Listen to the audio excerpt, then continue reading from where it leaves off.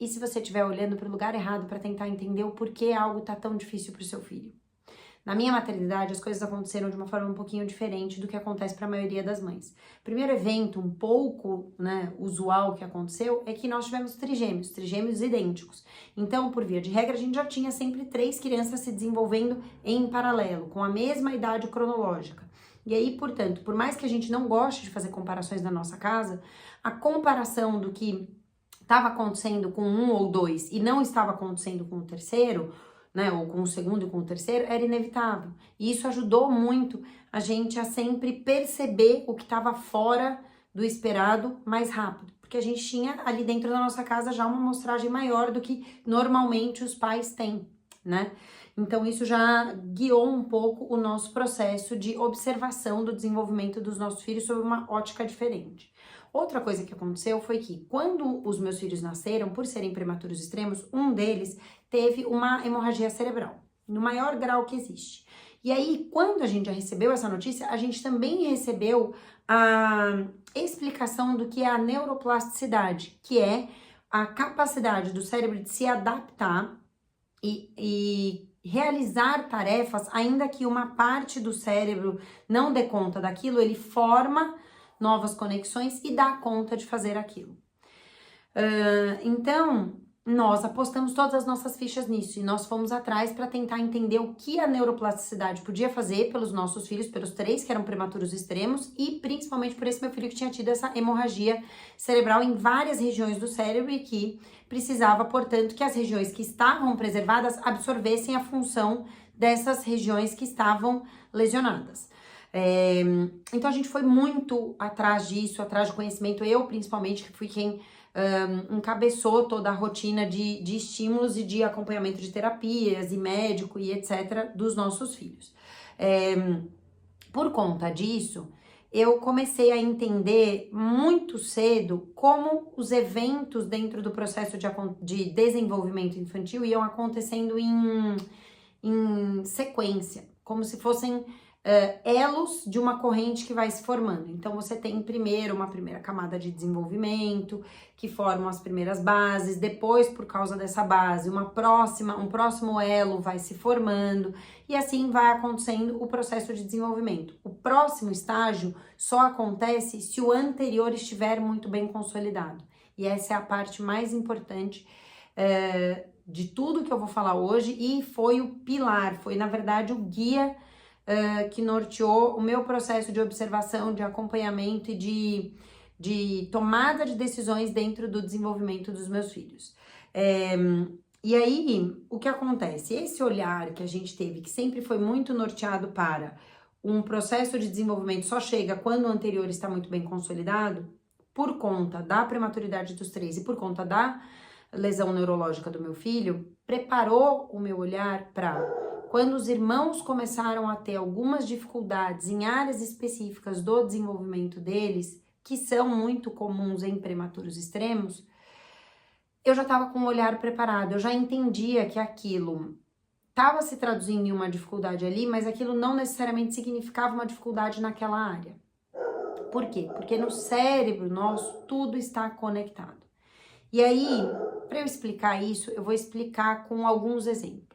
O primeiro deles é: seu filho tem falta de foco. Mas e se a falta de foco não tiver como origem uma questão no foco, na dificuldade em atenção do seu filho? E se a questão dele for em outro lugar? Por exemplo, se o seu filho tiver uma disfunção sensorial, se ele for uma criança que as interferências do ambiente em relação a cheiro, barulho, estímulos visuais, estímulos táteis, tudo isso causar uma desorganização no seu filho, é muito difícil para ele prestar atenção em alguma coisa se os estímulos externos para ele geram um excesso de informação. Ele não consegue organizar bem a entrada daquelas informações e por isso aquilo desorganiza ele. É como se, por exemplo, você colocasse uma pessoa para assistir uma aula de química sobre um assunto novo dentro de um show de rock sentada perto da caixa. Fica muito difícil para ela prestar atenção. Por quê? Porque ela vai ter um elemento ali auditivo que vai roubar a atenção dela, que vai desorganizar o foco dela com muita frequência. Você concorda que essa pessoa, nesse show de rock, tentando assistir uma aula de química, ela não tem uma questão de foco, ela não tem uma dificuldade para manter o foco, ela tem elementos externos que estão prejudicando o foco dela naquela situação. Mas parece que ela não tá prestando atenção e por isso ela não aprende ou tem dificuldade para aprender. A mesma coisa acontece com uma criança que tem uma dificuldade de processamento sensorial e na escola é interpretada como uma criança que tem uma dificuldade de aprendizagem porque não presta atenção, porque tem uma questão de foco. Não, a origem da questão dela não está no foco, está em outro lugar. A mesma coisa acontece, por exemplo, com uma criança que tem uma questão visual. Às vezes a criança está com um atraso de aprendizagem, um atraso na alfabetização, você leva no oftalmologista, você descobre que ela, na verdade, precisava de óculos. A mesma coisa acontece com outras coisas. Só que é muito mais fácil pra gente conseguir identificar quando são questões que aparecem em exames médicos. Então, por exemplo, uma questão visual, uma miopia, um astigmatismo, ou então uma questão auditiva. Poxa, você leva, faz um teste, você percebe que seu filho ou a sua filha tem uma audição reduzida, e aí é óbvio que menos informações vão entrar. Como menos informações entram, é muito mais fácil dela não prender atenção e, inclusive, absorver as informações que estão entrando. Quando são questões assim, é muito mais fácil, ou na verdade, muito menos desafiador para os pais perceberem a causa. Quando é uma questão mais relacionada a transtornos do desenvolvimento neurológico, a questões do desenvolvimento neurológico, é muito mais difícil de entender. Por quê? Porque não existe um exame que dê o resultado claro. Você precisa de um acompanhamento por especialistas e você precisa de análise clínica. Não tem outra forma de descobrir que existe uma disfunção sensorial ou que existe uma questão de processamento central auditivo ou que existe uma questão relacionada a outra coisa que interfere na capacidade de foco daquela criança, entende? Outro exemplo que eu vou te dar, uma criança que não gosta de desenhar. A criança não gosta de desenhar e a escola está trazendo esse relato, porque desenhar é muito importante, porque é o começo dos primeiros registros, é a parte em que a criança começa a organizar aquele movimento de mãos para poder posicionar as duas mãos para conseguir fazer o registro, é o momento em que ela começa a deixar, né, nítido e muito mais claro, inclusive para ela própria, qual é a mão dominante, qual é o lado dominante dela. É o momento em que aquela capacidade de coordenação motora fina e olho, né, e o papel começam a se organizar melhor e se aprimorar. E, obviamente, existem também as questões relacionadas à criatividade, ao interesse, ao repertório, para conseguir levar tudo aquilo para o papel e fazer um desenho. Existem muitas coisas relacionadas dentro de um processo de amadurecimento da criança para ela chegar no ponto de querer desenhar algo, ter interesse por desenhar algo. E aí, às vezes, os pais recebem da escola que aquela criança não desenha, não consegue desenhar, não faz desenhos elaborados, e aí o que os pais fazem? Colocam numa aulinha de artes para começar a desenhar mais, ou compram 1000 caderninhos de desenho para ficar desenhando em casa, mas existem questões que são anteriores. Às vezes essa criança tem uma dificuldade de organização bilateral para conseguir fazer o desenho. Às vezes essa criança tem uma questão tátil e para ela é muito desafiador segurar o lápis, passar o lápis, aquilo causa uma estranheza para o corpo dela. Ou às vezes essa criança tem uma dificuldade para fazer o motor fino e ela precisa, na verdade, fazer uma psicomotricista para conseguir afinar aquele desenho. Ou ela tem uma fraqueza de tônus e por isso a força dos ombros, que é extremamente importante para ir para o desenho e depois para a pré-alfabetização, é essencial,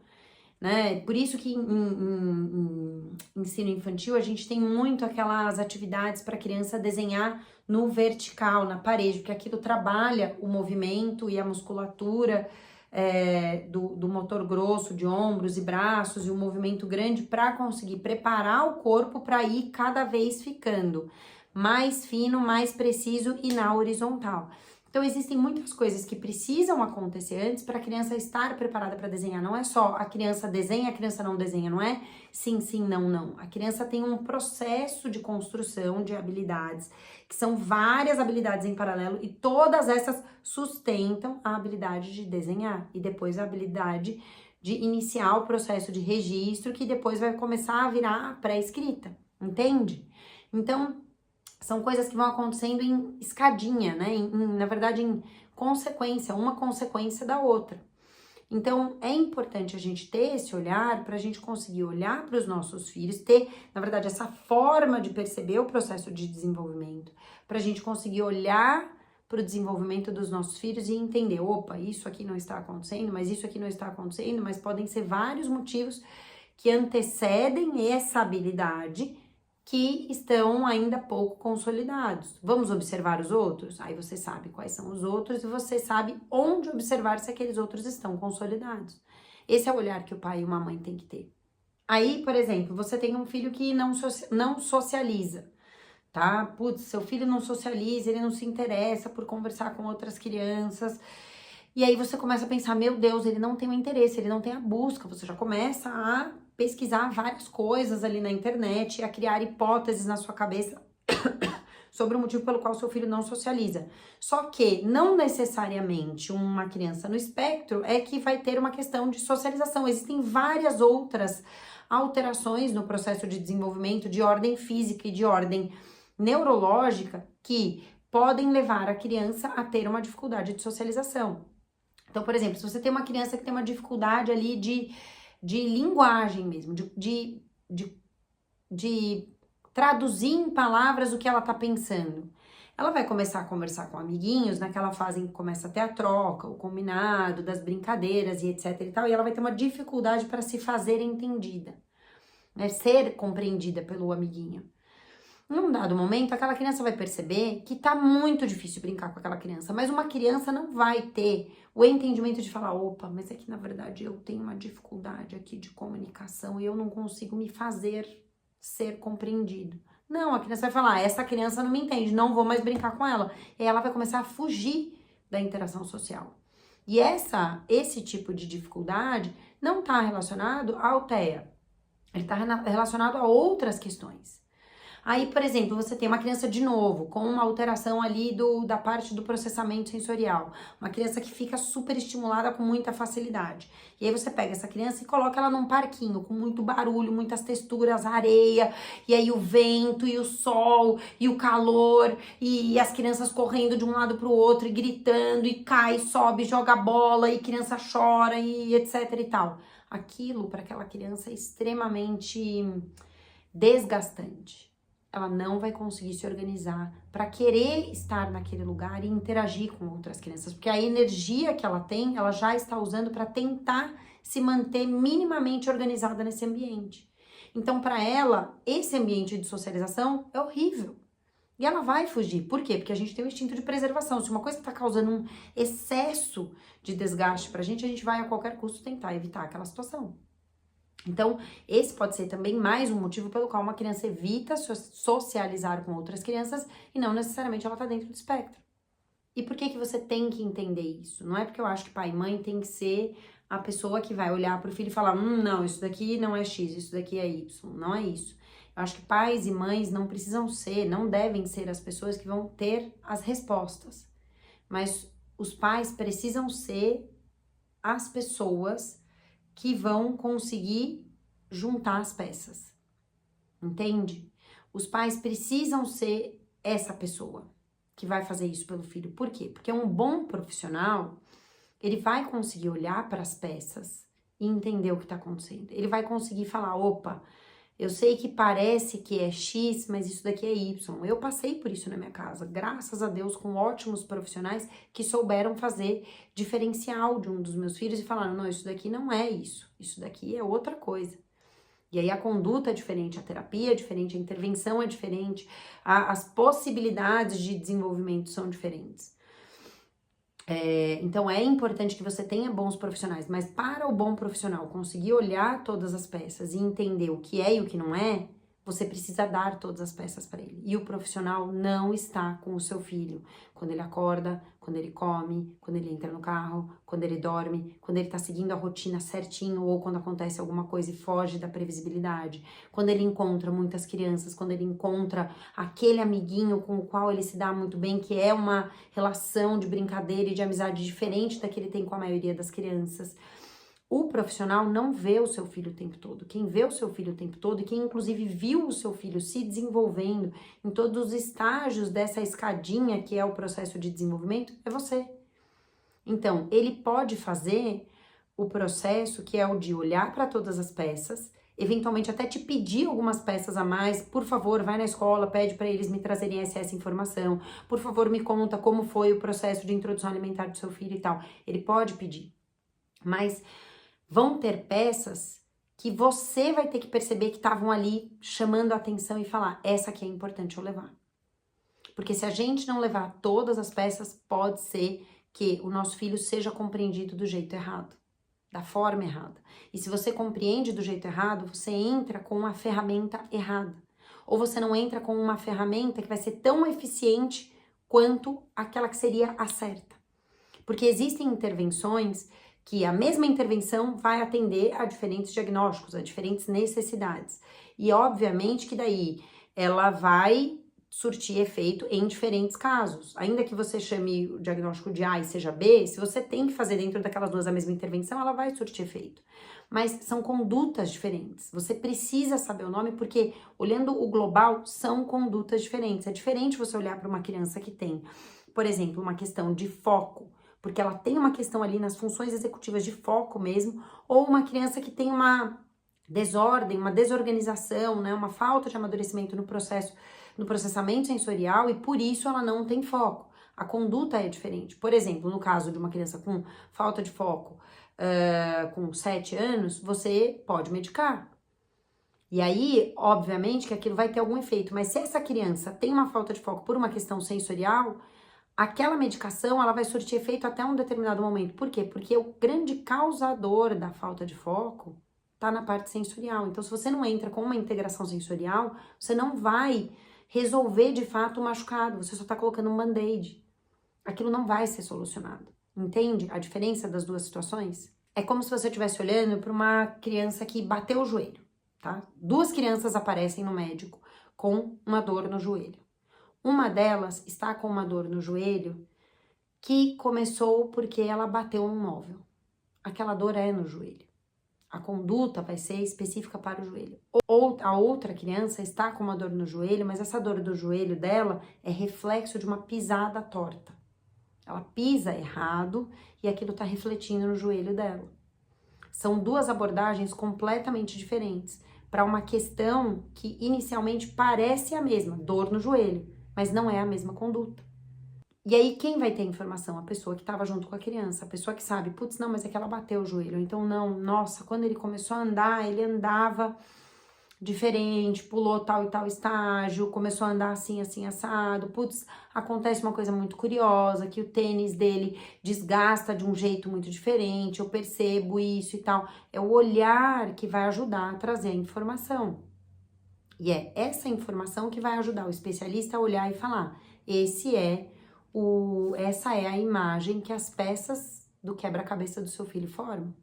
E aí, diante dessa imagem, é isso, isso e isso que a gente pode fazer. Dentro de terapia, dentro de um acompanhamento médico e você em casa, na rotina. A abordagem é completamente diferente. Não existe só assim, poxa, uma criança com falta de foco, você vai conduzir da seguinte forma, toca no ombro, olha no olho, fala frases curtas. Nem sempre só isso vai ser o suficiente. Para uma criança que tem um TDAH diagnosticado, você vai precisar entrar com medicação, você vai precisar entrar com outras abordagens além só do toque, entende? Agora, o que a gente precisa entender é que esse olhar vai muito além da criança. Os pais também são as pessoas que vão conseguir olhar para as peças e falar, poxa, nada disso está sendo causado dentro do próprio, nenhuma das causas está dentro do próprio desenvolvimento do meu filho. Ela está relacionada a algo que está acontecendo nesse momento. Então, por exemplo, uma criança perde uma pessoa muito próxima e passa por um processo de luto. A criança não tem ainda as ferramentas emocionais para lidar com aquilo. Ela se fecha por um momento e ela evita um pouco a interação social porque ela está num momento de muito sofrimento. Se você pega aquela fotografia daquela criança e você não entende o que está acontecendo externo, né, dela, mas que influencia, obviamente, aquele momento de vida dela, você pode entender que aquela criança está com uma fuga, não tem interesse em interação social, mas existe um motivo por trás disso. Então, a gente precisa também trazer esses elementos. E quem tem esses elementos, de novo, quem está com a criança o tempo todo. Ou então, por exemplo, os pais entraram, como aconteceu com muitas famílias na pandemia. Os pais entraram em projetos de trabalho, os dois estão trabalhando muito e a criança fica muito mais tempo em tela. E, por acaso, a tela, o conteúdo que a criança está tendo acesso não está sendo tão controlado. E a criança está assistindo muitos conteúdos de muito estímulo, né, de autoestímulo, que libera muita dopamina, que são muito rápidos e muito estimulantes, etc e tal, e ela dorme mal, e ela tá comendo muito açúcar, muitos alimentos processados, e fazendo pouca atividade física, e dormindo muito tarde, e acordando já muito cansado, daí vai pra tela de novo, etc, e começa a entrar naquele ciclo. É óbvio que essa criança vai começar a ter sintomas de um TDAH. É óbvio. Por quê? Porque ela está recebendo estímulos externos, a parte da rotina, do ambiente dela, estão alterados de uma forma que, como reflexo, vai acontecer isso. E quem vai saber isso? Quem está com a criança o tempo todo, quem tem o olhar para o todo. Um especialista, ele pode até trabalhar com essas hipóteses, mas se você não souber trazer isso com clareza para ele, pode ser que ele interprete seu filho do jeito errado. E aí, obviamente, que a conduta vai ser errada. Entender tudo isso te ajuda a ter um olhar muito mais cauteloso para o processo de desenvolvimento dos seus filhos. É o que vai te ajudar a perceber quando uma coisa não é só uma fase, não é só uma característica, é realmente uma dificuldade e precisa de um olhar mais atento, e precisa do seu apoio. E é o que vai te ajudar a não tratar situações que são consequência de outras questões como se fosse algo do processo de desenvolvimento do seu filho. Entende? Você consegue ser muito mais justo com o seu filho, você consegue dar para ele o que ele precisa e você consegue não cobrar dele o que ele ainda não dá conta. Porque você entende que tá tudo muito conectado. Você entende que linguagem, comunicação, motor grosso, motor fino, sensorial, cognição, funções executivas, que daí vai ter, né, capacidade de planejamento, de permanência, de foco, de resolução de problemas, tudo isso está conectado. E porque tudo está conectado, você não vai inferir que uma coisa, quando ela acontece, ela é um fato isolado. Você, obviamente, vai começar a olhar para o todo e falar, opa, se isso aqui está aparecendo, aonde mais isso está ou refletindo ou se originando? Entende? A pergunta muda. Isso foi um divisor de águas muito grande dentro do acompanhamento do desenvolvimento de 2 filhos meus. O meu filho que teve paralisia cerebral foi, né, através da história dele, preparando o nosso olhar para isso. E quando a gente começou a perceber algumas questões que estavam mais difíceis para os nossos filhos, para os irmãos, a gente prontamente começou a olhar para isso. A gente falou, opa, peraí, tem alguma coisa aqui no todo, né, no que é maior, no que tá embaixo, no que sustenta, que também tá acontecendo. Não é só uma questão de, putz, falta de atenção, nossa, prematuros extremos realmente são mais, assim, né, agitados, tem uma questão de foco um pouquinho diferente e tal. Não, você começa a perceber a conexão entre diferentes áreas. Você fala, não, mas olha só, isso daqui também aconteceu com ele, isso daqui também aconteceu com ele. Opa, também tem dificuldade nisso daqui, tem uma enorme habilidade nisso daqui. E aí você começa a levar as peças para os especialistas e eles conseguem decifrar o quebra-cabeça, que é o processo de desenvolvimento do seu filho e da sua filha. Então pensa, por exemplo, uma criança que tem dificuldade de linguagem, de comunicação mesmo, não dificuldade na fala, tá? Criança que troca sons e tal, dificuldade na linguagem mesmo. Uma criança que tem dificuldade para contar historinhas, você percebe que a história sai enroscada, confusa e só os pais entendem o que ela quer dizer, porque eles estavam juntos e eles sabem de que história que ela tá falando. Essa criança vai desenvolvendo uma dificuldade de linguagem ao longo da vida e tal, e aí no parquinho, porque ela não consegue fazer aquela troca com os amiguinhos, ela vai fazendo poucos amigos, E aí você tem a criança indo em festinhas e evitando, porque ela não consegue entrar rápido nas brincadeiras, e aí ela perde um pouco, inclusive, das oportunidades de aprendizado nessas trocas sociais, que são importantíssimas. E aí essa criança vai levando isso, esses tijolinhos, digamos assim, mais mal encaixados no muro que ela tá construindo, tá? Aí quando chega lá na escola, com 8, 9 anos, a escola traz para a família, olha, seu filho tem uma dificuldade muito grande em fazer amigos, em sustentar amizades, é muito difícil, é sempre uma confusão, ou então ele não se encaixa bem e tal, e aí você começa a tratar aquilo como uma questão de socialização. Só que onde estava isso, a origem disso? Lá na linguagem, lá atrás. Então você percebe que trabalhar uma questão de socialização não é a solução nesse caso? A solução real, óbvio que você vai ter que trabalhar isso em paralelo, tá? Para você conseguir recuperar o ritmo ali, né? Dos aprendizados sociais que não aconteceram por falta dessa interação com outras crianças. Mas você vai precisar identificar a questão da linguagem para você trabalhar a questão da linguagem, senão essa questão do social vai sempre existir. Porque a dificuldade para troca não vai ser solucionada. Ou a criança, porque a gente não soluciona, né, na verdade, ou a criança, na verdade, não vai conseguir ter as ferramentas que ela precisa, né, desenvolver as habilidades que ela precisa, que podem ser diferentes das habilidades de outras crianças dentro do pacotinho de linguagem, para conseguir participar de uma conversa, de uma troca, né, e tal. Então, isso é muito importante a gente entender. Inclusive porque às vezes você vai levar o seu filho ou a sua filha em algum especialista e ele vai, numa pressa de chegar logo na resposta para você, ele vai te dar o que é o mais óbvio. Putz, é uma questão ali na parte social, não tenho interesse. E não é, entende? Então, assim, você tendo a informação, você fala assim, poxa, não, mas veja bem, você não acha que é relevante o ponto que lá atrás a gente percebia mesmo que era uma criança que tinha dificuldade de conversar e as histórias eram mais difíceis, a gente percebia que era diferente dos amiguinhos e tal, e tarará, tarará, tarará.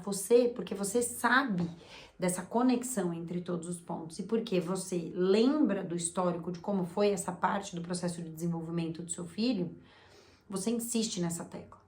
E aí você insiste nessa tecla e muito provavelmente você vai conseguir direcionar muito melhor para chegar na real questão da qual seu filho precisa do seu apoio, do apoio de um especialista. A nossa maior dificuldade é que a gente vê a questão que tá difícil para os nossos filhos e a gente acha que ali é que tá o ponto que precisa de apoio. Mas muitas vezes o que precisa de apoio tá escondido por baixo daquilo. Aquilo que a gente percebe é só a consequência, não é a causa. É como se você visse uma coisa pegando fogo. Você visse, na verdade, a fumaça.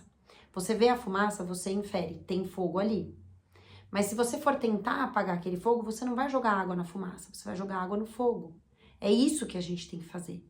A gente tem que ver a fumaça como a dificuldade que o nosso filho tem e procurar onde está o fogo que está causando essa fumaça. Óbvio que existem situações em que você vai perceber que tá tudo ali dentro da mesma caixinha, mas na maioria das vezes, pensando em desenvolvimento neurológico, por tudo estar conectado, muitas vezes aquilo não tá só ali, entende? Então é importante a gente saber entender que se existe a fumaça, existe o fogo, mas a gente começa a eliminar aquela fumaça, apagar aquele fogo jogando água não na fumaça, no fogo. Então você, pai e mãe, precisa conseguir ajudar o profissional a encontrar aonde está o possível fogo que está causando aquela fumaça no processo de desenvolvimento do meu filho ou da minha filha. Por isso é tão importante a gente sempre pensar, antes de tentar descobrir como eu faço para resolver essa dificuldade do meu filho ou da minha filha, o que essa dificuldade está tentando me mostrar. O que ela está me sinalizando? O que meu filho está tentando me contar através dessa dificuldade? E aí fazer um vídeo de trás para frente na nossa cabeça, passar o vídeo, né, o filme. Aonde mais tinham dificuldades?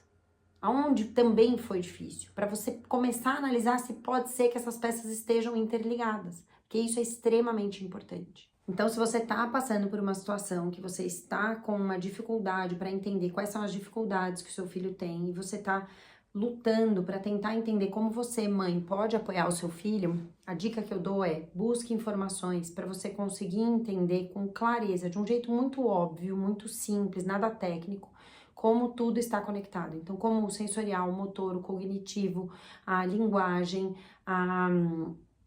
as funções executivas, como tudo se conecta e como um influencia no outro. É importante a gente ter essa visão do causa e consequência para você conseguir entender, inclusive, a relevância dos sinais que aparecem na rotina.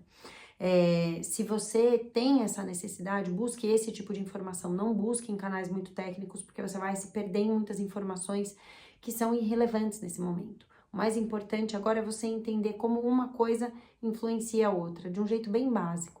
E isso é o que vai te dar um olhar mais refinado para você conseguir perceber no dia a dia os sinais, o que é importante, o que não é importante, o que é sinal, o que não é sinal, o que é só fase, o que não é, o que é uma característica da personalidade do seu filho ou da sua filha e o que é importante observar com mais atenção. Aqui no meu perfil você não vai encontrar assuntos super técnicos, até porque não é esse o meu objetivo. O meu objetivo não é te ajudar a diagnosticar o seu filho, até porque isso não cabe nem a mim nem a você. Isso cabe a profissionais da área. Mas o que eu trago aqui é a oportunidade de compartilhar com outras mães uma mudança no olhar, uma nova forma de ver o processo de desenvolvimento do próprio filho. Um olhar muito mais curioso e muito mais criterioso para as pequenas coisas que acontecem no dia a dia, que parecem pequenas, mas são super importantes dentro do processo de desenvolvimento.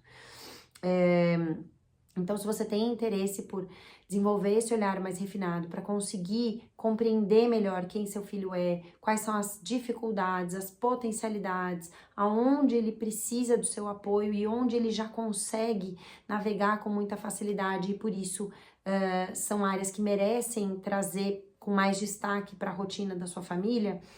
Se você quer desenvolver esse olhar, me acompanha aqui no YouTube, no Instagram, no TikTok. Lá nos meus perfis tem também um grupo de WhatsApp gratuito no qual eu compartilho algumas fontes de informação que são super legais para você conseguir começar a entender de forma mais profunda, um pouco mais detalhado, como tudo se conecta, para te ajudar a refinar o seu olhar e te guiar nesse processo. E lembra sempre disso, quanto mais você conseguir compreender o seu filho e entender o que está por trás da forma dele de se comportar, de interagir, de aprender, do que ele se interessa ou do que ele simplesmente foge de, quanto mais você conseguir compreender isso, com mais facilidade e mais segurança você vai conseguir tomar decisões que vão apoiar o processo de desenvolvimento do seu filho ao longo da vida dele, tá bom? Espero que você tenha gostado desse vídeo e te vejo no próximo conteúdo.